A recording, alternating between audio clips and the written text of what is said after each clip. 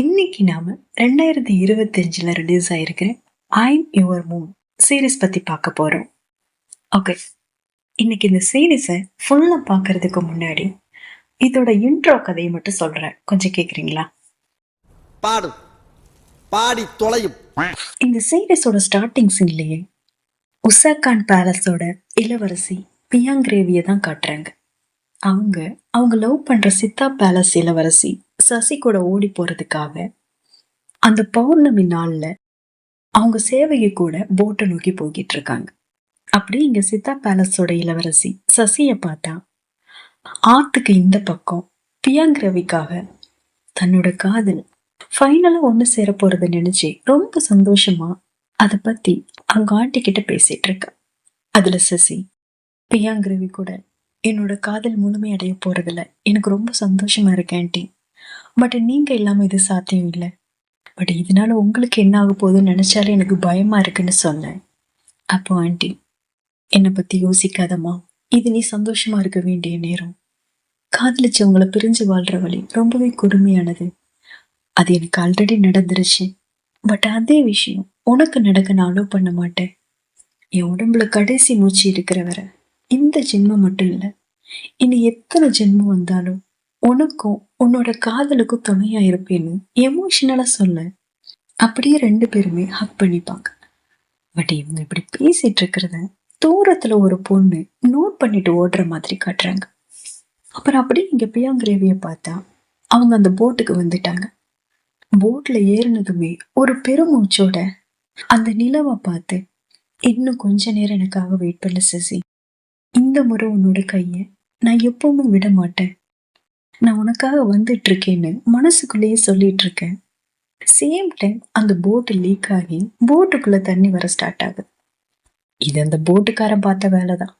பியாங்கிரவியை கொலை செய்ய யாரோ டிசைட் பண்ணிதான் அந்த போட்டுக்காரனுக்கு காசு கொடுத்து இதை பண்ண வச்சிருப்பாங்க. பட் அது யாரு என்ன அப்படிங்கறத இப்ப சொல்லல. சோ இப்படி போட்டுக்குள்ள தண்ணி வர அந்த சேவகி, என்ன இது, எப்படி இப்படியாச்சு, சரி சீக்கிரம் போட்டை ஓட்டு, நாம பாதி தூரம் வந்துட்டோம், இன்னும் கொஞ்சம் தூரம் தான்னு சொன்னா அந்த போட்டுக்கார, இப்படி பண்ணதுக்கு என்ன மன்னிச்சிருங்க இளவரசி, இதை நான் வேணும்னு பண்ணலன்னு சொல்லிட்டு அந்த துடுப்பை தூக்கி வீசிட்டு போட்ல இருந்து குதிச்சு எஸ்கேப் ஆயிடுவோம். அவ்வளவுதான், அதுல போட்டுமே கவுந்துரும். பியாங்கிரவிக்கு நீச்சல் தெரியாது போல. சோ அவங்க மூழ்க போக அந்த சேவகி அவங்கள பிடிச்சுக்கிட்டு, இல்ல இளவரசி, நீங்க விட்டு கொடுக்க கூடாது, பிளீஸ் ஹோல்ட் பண்ணுங்க, ட்ரை பண்ணுங்க அப்படின்னு அவங்கள காப்பாத்த ட்ரை பண்ணுவாங்க. பட் அந்த ரிவரோட ஓட்டத்துல அவங்களால அதை முழுசா பண்ண முடியாது. சோ எப்படி நம்ம சாக போறோம்னு தெரிஞ்சதும் பியாங்கிரவி அதே நிலவை பார்த்து, இதுதான் எனக்கான முடிவா இருந்தா இதை நான் மனசார ஏத்துக்கிறேன்.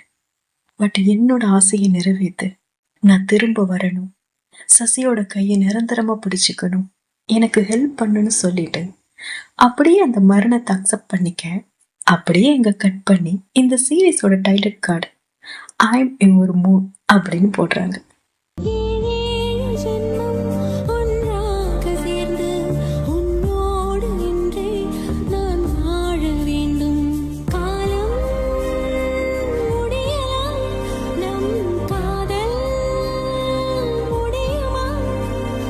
எப்படி இருந்தது? செம்மையா இருந்துச்சுல்ல. பர்டிகுலரா எனக்கு இந்த சீனை பார்த்ததுமே அவ்வளவு பிடிச்சிருந்தது. இன்னைக்கு செம்ம கண்டென்ட் சிக்கிருச்சுடா. கண்டிப்பா இதை பத்தி பேசணும்னு நினைச்சிட்டு இந்த சீரீஸை ஃபுல்லா பார்க்க ஸ்டார்ட் பண்ணேன். பட் அடுத்தடுத்த சீன்லயே என்னத்த சொல்ல, என்னை இந்த மாதிரி ஒரு வீடியோ போட வச்சிருச்சு. சரி, அப்படி நான் சலிச்சுக்கிற அளவுக்கு அந்த சீரீஸ்ல என்ன இருக்குன்னு போய் பார்த்துடலாமா? ஒருவேளை இந்த சீரீஸை ரொம்ப சீரியஸா பார்க்கணும்னு நினைக்கிறவங்க இந்த வீடியோ ஸ்கிப் பண்ணிக்கோங்க. ஏன்னா இதுல நான் பார்க்கும்போது நான் பர்சனலா என்ன ஃபீல் பண்ணணும் அதுதான் நான் அதுல சொல்ல போறேன். இப்போ வீடியோக்குள்ள போலாமா?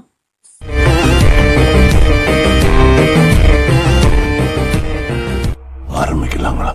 இப்ப நான் சொன்ன இன்ட்ரோ சீன்ல வச்சு இந்த எந்த மாதிரி சீரியஸ் அப்படிங்கிறது உங்களுக்கு ஒரு ஐடியா வந்திருக்கும். இருந்தாலும் நானும் சொல்றேன். அதாவது 2 இளவரசிங்க 1930 காலகட்டத்துல ஒருத்தர் லவ் பண்றாங்க. இப்ப நம்ம 2025ல இருக்கோம். இந்த டைம்லயே லெஸ்பியன் லவ் எந்த அளவுக்கு அக்செப்ட் பண்ணிப்பாங்கன்னு உங்க எல்லாருக்குமே தெரியும். ஸோ அந்த காலகட்டத்துல சொல்லவா வேணும்? ஸோ 2 பேருமே வீட்ட விட்டு ஓடி போகலாம்னு டிசைட் பண்றாங்க.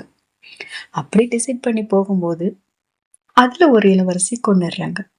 ஸோ அந்த இளவரசி இறந்ததும், சசி அவங்களுமே அந்த சோகத்துல இறந்து போயிடுறாங்க.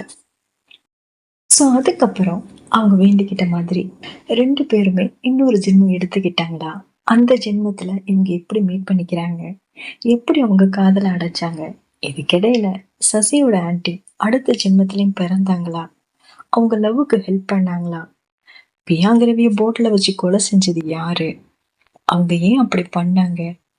அந்த பகை அடுத்த ஜென்மத்திலயும் தொடருதா? இப்படி எல்லாத்தையும் சரி பண்ணி ஃபைனலா இவங்க ஒண்ணு சேர்ந்தாங்களா இல்லையாங்கிறது தான் மொத்த கதையா இருக்கும்னு நாம எக்ஸ்பெக்ட் பண்ணுவோம். அப்போஸ் பட் அவங்க சரி டைரக்டா கதைக்குள்ள போயிடுவோம். பரமேஸ்வரா கடைசியா பிரியா நிலவை பார்த்து நான் அடுத்த ஜென்மத்திலேயாவது சசியோட கையை பிடிச்சுக்கணும்னு வேண்டிப்பாங்களா? அப்புறம் அவங்க வேண்டிக்கிட்ட மாதிரியே ஹீரோயின் 2 பேரும் அடுத்த ஜென்மமும் எடுத்துருவாங்க. அப்படி எடுக்கிறவங்க சசி பியாங்கிரவி குடும்பத்திலையும், பியாங்கிரவி சசியோட குடும்பத்திலையும் மாறி மாறி பிறந்திருப்பாங்க. ஆனா பார்க்க அவங்களே மாதிரி தான் இருப்பாங்க.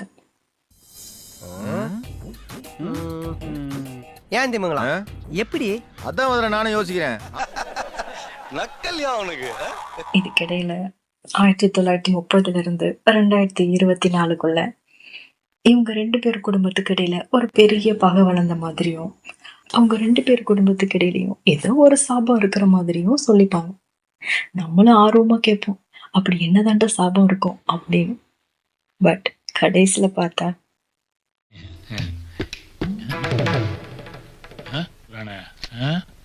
ஏப்ரல் ஃபூல் அந்த மாதிரி தான் இருந்தது. சரி, இப்ப இவங்க 2 பேரும் பிறந்துட்டாங்க. அடுத்து மீட் பண்ணிக்கணும் இல்லையா?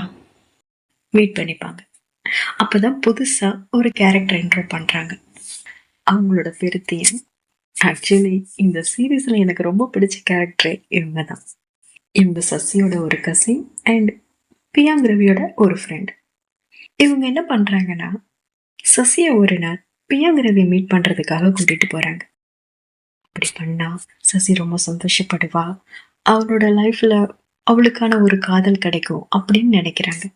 ஆனா ஏன் அவங்க அப்படி நினைக்கிறாங்க அப்படிங்கிறத பத்தின விளக்கம் இந்த சீரீஸ்ல கடைசி வரைக்கும் சொல்லவே இல்லை. டைலாக்லாம் பேசுவாங்க, 3 தலைமுறையா உங்க பரம்பரைக்கும் எங்க பரம்பரைக்கும் பிரச்சனை இருந்துட்டு இருக்கு, ஆனா இந்த பிரச்சனைகளெல்லாம் மறந்து நீயும் சசியும் ஒன்னா சேரணும், ஒன்னா வாழணும், இதை நீ இப்படியே கண்டினியூ பண்ண போறியா அப்படிலாம் கூட கேட்பாங்க. ஆனா அவங்களுக்கு இந்த காதலை பத்தி என்ன தெரியும்? அந்த மாதிரி சின்ன சின்ன விஷயங்கள டீட்டெயிலா எதுவுமே சொல்லியிருக்க மாட்டேன். சரி, எப்படியோ இவங்களால சசியும் பியாங்கிரவியும் மீட் பண்ணிட்டாங்க. சரி, அவங்களுக்குள்ள காதல் டெவலப் ஆச்சா அப்படின்னு கேட்டா, பியாங்கிரவிக்கு இந்த ஜென்மத்துல ஒருத்தன் கூட ஆல்ரெடி என்கேஜ்மெண்ட் ஆயிருந்திருக்கும். ஓகே, இது நம்ம எல்லா சீரீஸ்லயும் பாக்குறது தான். என்கேஜ்மெண்ட் ஆயிருந்தாலும் அவங்க மேல காதல் இருக்காது. பட் புதுசா பாக்குறவங்க மேல ஒரு காதல் வந்துடும். சரி, அதுவாது இங்க வந்துச்சான்னு கேட்டா என்ன ரியாக்ஷன் இது? அது தெரியாம தான்டா நான் பல வருஷமா முழிச்சுக்கிட்டு இருக்கேன். ஒரு நாள் இந்த சசி பியாங்கிரேவியை பாக்குறதுக்காக அவளோட பேலஸுக்கு வந்திருப்பான். அன்னைக்கு பியாங்கிரேவிக்கு பர்த்டே கூட. அந்த டைம்ல 2 பேருக்கு இடையில எந்த காதலும் இருக்காது. சசி மட்டும் பியாங்கிரவி மேல ஒரு கிரஷோட, அவங்க நம்மள காதலிச்சா நல்லா இருக்குமே, அவங்கள பார்க்கும்போது ஒரு நல்ல ஃபீல் இருக்கே, அந்த மாதிரி ஃபீல் பண்ணுவான். பட் பியா இல்ல, நம்ம 2 பேலஸுக்கு இடையில ஒரு பகை இருக்கு, ஸோ நம்ம 2 பேரும் சேரக்கூடாது, அது நல்லது இல்லை அப்படிங்கிற ஒரு மைண்ட் தாட்ல இருப்பான். அப்படி இருக்கிறவங்க எப்படி இருக்கணும்? கண்ணியமா இருக்கணுமா இல்லையா? அன்னைக்கு சோடு மழை பெஞ்சு இவங்க வீட்டுக்கு வருவாங்களாம். அந்த மழையில அவங்க நினைச்சிருக்கிறத பார்த்ததும் இவங்களுக்கு ஏதோ ஆகி நீங்களே கொஞ்சம் பாருங்களேன்.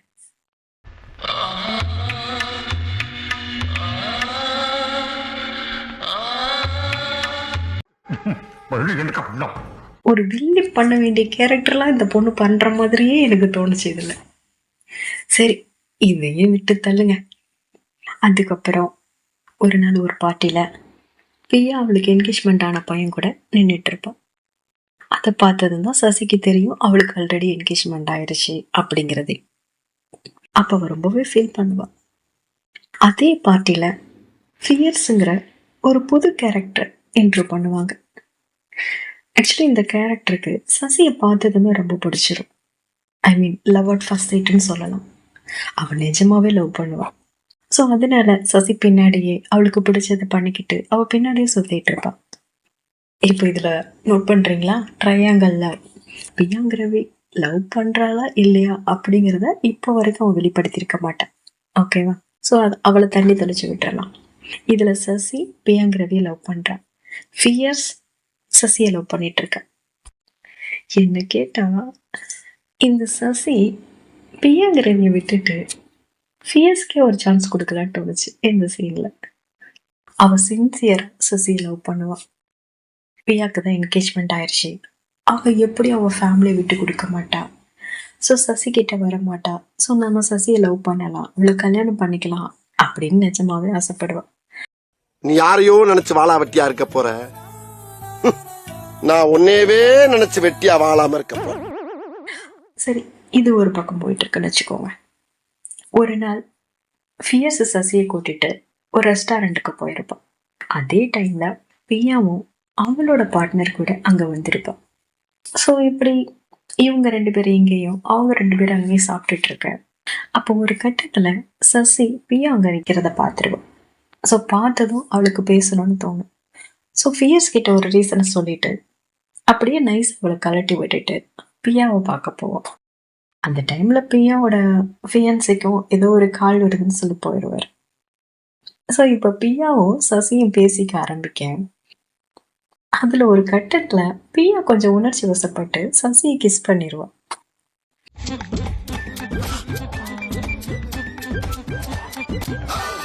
நோட் பண்ணிக்கிங்க யுவர் ஆனர், அந்த பொண்ணு இது வரைக்கும் காதலிக்கிறேன்னு சொல்லவே இல்லை. ஏன் காதலிக்கிற மாதிரி எந்த ஒரு ஃபீலிங்ஸையுமே அவ வெளிப்படுத்தல. ஆனா டக்குன்னு அந்த டைம்ல அவ சசியை கிஸ் பண்ணுவான். சரிப்பா, ஏதோ ஒரு மூட்ல கிஸ் பண்ணிட்டான்னு நினைச்சுக்கோங்க. அதே டைம்ல சசியை தேடி வந்த டியானோ இவங்க 2 பேரும் கிஸ் பண்ணிட்டு இருக்கிறத பார்த்ததும் டக்குன்னு சசியை விளக்கிட்டு எதுக்காக நீ இப்படி பண்ணன்னு சொல்லி பிரியாவை கேட்பான். அப்படி கேட்டதும் பிரியா ஒரு பதில் சொல்லுவா பாருங்க. நான் இப்ப செய்ய போற காரியத்தை பார்த்து நீங்களே ஆடி போயிருவீங்க, அசந்து போயிருவீங்க. ஐயோ சாரி, நான் தெரியாம பண்ணிட்டேன். ஆக்சுவலி நமக்குள்ள எதுவுமே இருக்கக்கூடாது.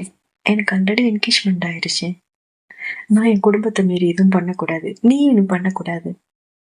இது ஜஸ்ட் நத்திங்னு சொல்லுவா பாருங்க. அவ டியான்னு ஊங்கி ஒரு அரை பிரியா விடுவா. என் மனசுல இருக்கிறதெல்லாம் அப்படியே சொல்றான். மகராசி நல்லா இருக்கணும்.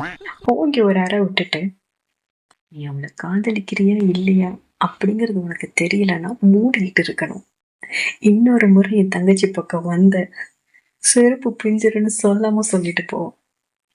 அப்ப சசி ரொம்பவே ஃபீல் பண்ணுவான், அழுவான்.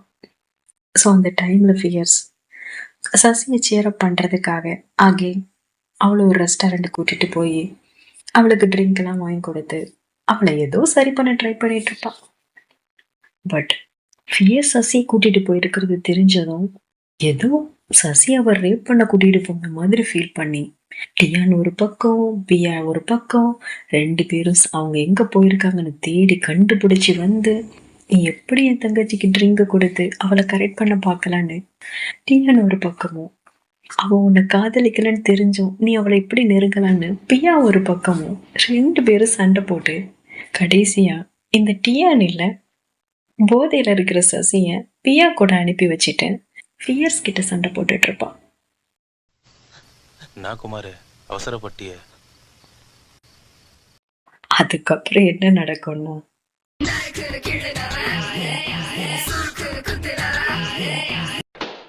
இதுதான் நடக்கும்.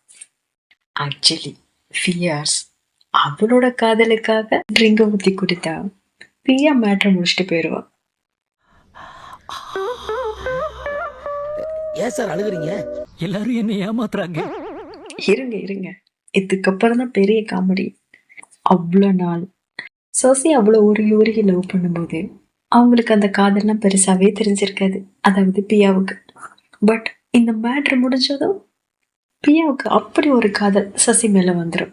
இனிமே உன்னை விட்டு நான் போக மாட்டேன், நான் என்கேஜ்மெண்ட்டை பிரேக் பண்ணிக்கிறேன், நான் சீக்கிரமே உன்னை கல்யாணம் பண்ணிக்கிறேன் அப்படிலாம் வாக்குறுதி கொடுப்பாங்க. இனிமே நாம லவ்வர்ஸ். ஓகே. அப்புறம் பியா சொன்ன மாதிரியே அந்த பையனை பிரேக்கப் பண்ணிக்கிறதுக்காக அவங்க கூட ஒரு போட்டிங் போவாங்க. அங்க போனா அந்த போட்டுமே கவுந்துரும். பியாவுக்கு தண்ணியில கண்டம் இருக்கும் போல. அவ்வளவுதான், இந்த நியூஸ் வரும். சசி அந்த ஜென்மத்துல மாதிரியே பியா இறந்துட்டா, இனிமே வாழ்க்கையில எதுவுமே இல்லை, அந்த மாதிரி ரொம்ப சோகமா போய் சாப்பிடாம கொள்ளாம அந்த மாதிரி இருந்துட்டு இருப்பாங்க. பட் அப்படியே இங்க பார்த்தா போட்டு கவுந்துரும். பட் அதுல இருக்கிற எல்லாருமே எஸ்கேப் ஆயிடுவாங்க. பிரியா ஒரு ஐலாண்ட்ல கரை ஒதுங்கிடுவா. அங்க உள்ளவங்க அவளை காப்பாத்தி, நீங்க அவங்க தானே, நாங்க கால் பண்ணி உங்க ரிலேட்டிவ்ஸுக்கு சொல்லட்டுமா அப்படின்னு கேட்டா இங்கதான் அவங்களோட இன்டெலிஜென்ஸை யூஸ் பண்ணுவாங்க. அதாவது சசி எப்படி பிரியா செத்துட்டதா நினைச்சு ஃபீல் பண்ணி அழுதுட்டு இருக்காளோ, அதே மாதிரி பிரியாவுக்கு என்கேஜ்மெண்ட் ஆன பையனும் இப்ப செத்துட்டான்னு தானே நினைப்பா. ஒருவேளை அப்படி நினைச்சா கொஞ்ச நாள் அவனுமே மூவ் ஆன் ஆகி வேற ஒரு பொண்ணை கல்யாணம் பண்ணிப்பான்ல. அப்படி அவன் மூவ் ஆன் ஆயிட்டான்னு தெரிஞ்சதுக்கு அப்புறம் மறுபடியும் சசி கூட வந்து சேர்ந்துக்கலாம் அப்படின்னு பிளான் பண்ணுவாங்க. நல்லா இருக்கு. ஏண்டா இப்படி பிளான் பண்றீங்களே, அங்க ஒரு பிள்ளை சாப்பிடாம கொள்ளாம இருக்குதே, அந்த பிள்ளைய பத்தி யோசிக்க மாட்டாளா?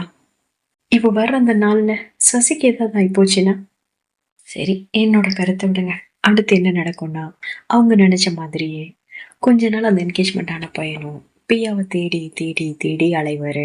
அதுல அவருக்கு நிறைய பிசினஸ் லாஸ் ஆகிட்டே இருக்கும். இவர் பிசினஸை கவனிக்காம பியாவை தேடிட்டு இருக்கிறதுனால, இதனால அந்த ஃபியான்சியோட அப்பா அவரை கூப்பிட்டு, நீ தேடின வரைக்கும் போதும், உனக்கு நான் வேற ஒரு பொண்ணு கூட என்கேஜ்மெண்ட் ஃபிக்ஸ் பண்ணிட்டேன், இனிமே நீ அந்த பொண்ணை தான் டேட் பண்ணணும்னு சொல்றாரு. அப்புறம் ஒரு கட்டத்துல அவருமே சரின்னு அப்பா சொன்னதை கேட்க ஆரம்பிக்கிறார். இப்போ இவரும் ஓகே சொல்லிட்டாரா? ஸோ இந்த நியூஸ் டிவில டெலிகாஸ்ட் ஆனதும்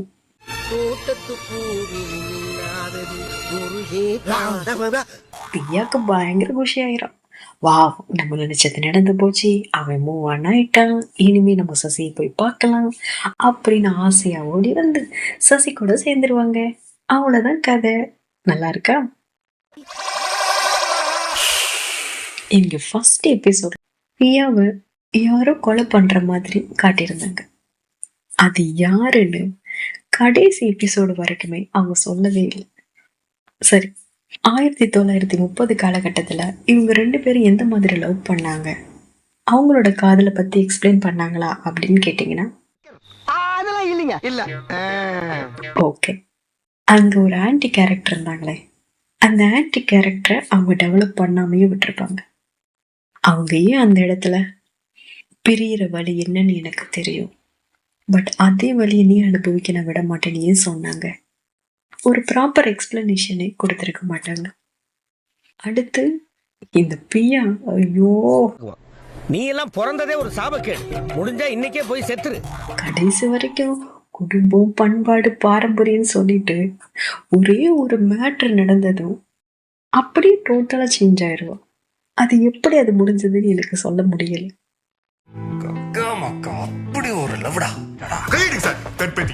சரி, அவ்வளவுதான். இதுக்கு மேல இதுல சொல்றதுக்கு எதுவும் இல்லை. ஒரு விஷயம் இருக்கு, இதுல ஒரு பிஎல் ஸ்டோரி இருந்தது, அது ரொம்ப அழகா இருந்தது. ஒருவேளை உங்களுக்கு பிஎல் பிடிக்கும்னா கண்டிப்பா பாருங்க. ஒரு குட்டி ஸ்டோரி தான் சொல்லியிருப்பாங்க, பட் அது ரொம்பவே கியூட்டா இருந்தது. குறுமுகில்களை சிறுமுகைகளில் யார் தூவினார், மழை கொண்டு கவிதை தீட்டினார், இளம் பிறையினை இதழிடையினில் யார் சூட்டினார், சிரித்திடும் சிலையை காட்டினார். அப்புறம் தியான் சொன்னல, தியானுக்கு ஒரு லவர் இருப்பா, மில்லினி. அவங்களோட பேர், அப்புறம் அவங்க வர போர்ஷன்ஸ், இது எல்லாமே ரொம்ப அழகா பண்ணியிருந்தாங்க. ஸ்பெஷலி இந்த சீரீஸ்ல எனக்கு டியான் மில்லினி இந்த பேரை தான் ரொம்ப பிடிச்சிருந்தது. ஓகே, அவ்வளோதான் கைஸ். இந்த சீரீஸை பார்த்து நான் என்ன ஃபீல் பண்ணணும் அது உங்ககிட்ட ஷேர் பண்ணிக்கிட்டேன். ஒருவேளை நீங்களும் இந்த சீரீஸை பார்த்துருந்தீங்கன்னா உங்களோட கருத்து என்ன அப்படிங்கிறத மறக்காம கமெண்ட்ல சொல்லுங்க. மொத்தத்துல இந்த படம் எப்படி இருக்கு அப்படின்னு கேட்டீங்கன்னா, ஓப்பனிங்லாம் நல்லா தான் இருக்கு, ஆனா உங்ககிட்ட பிடிச்சும் சரியில்லையாப்பா. Thank you so much guys. மீண்டும் ஒரு நல்ல பயணத்தில் சந்திக்கிறேன். இது ஜோதாவி திரை தேடிய பயணம். தேங்க்யூ.